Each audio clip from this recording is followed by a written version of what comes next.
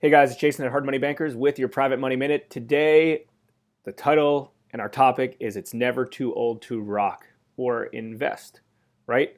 So I went to go see Guns N' Roses in concert about a week ago. It was a great show, and the one thing I did learn from them, although they were all extremely old and were not what they used to be, they still put on a great show and they rocked the house. And I was thinking, I was like, as real estate investors, we never grow too old to invest. It doesn't matter if you're 18 years old, because I think that's the legal age in the United States that you can purchase a property, or you're 100 years old. You can still invest. It's unlike a lot of other trades or other types of businesses.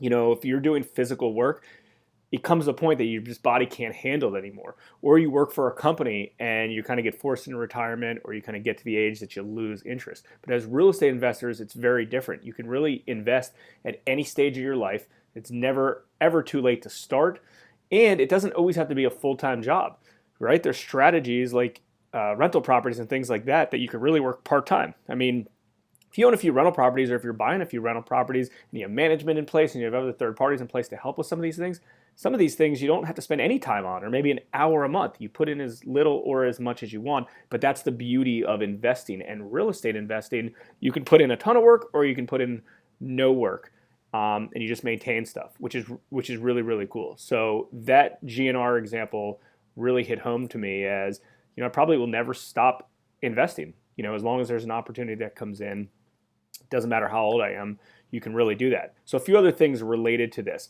Now, there are potential ways to turn some of your investment in your rental properties into wealth vehicles to generate wealth, long-term wealth, to pass down to your heirs. Now, obviously, you want to consult with an estate attorney and your attorney, but there are ways that potentially, let's say you have a rental property, you own it for 30 years, and you decide this one wants to go to my son, this one wants to go to my daughter. There's ways to prevent having to pay the tax implications on that. So like we've talked about in previous episodes, we like to bucket investment vehicles.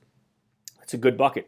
Have this rental property spit out income or spit out equity for your one kid, this one another kid, this one maybe a grandkid, whatever the case is. It could be a good way to start off one of your kids or grandkids' lives when maybe they graduate high school or they graduate college through 1031s or whatever the case is. So do a little bit more research on that, but I did want to bring that to your attention.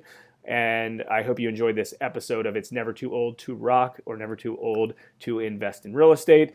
If you have any comments or questions, please feel free to comment below. I certainly appreciate it. Like, share, subscribe, review, do all those fun things. Until next time, I'm Jason with your Private Money Minute.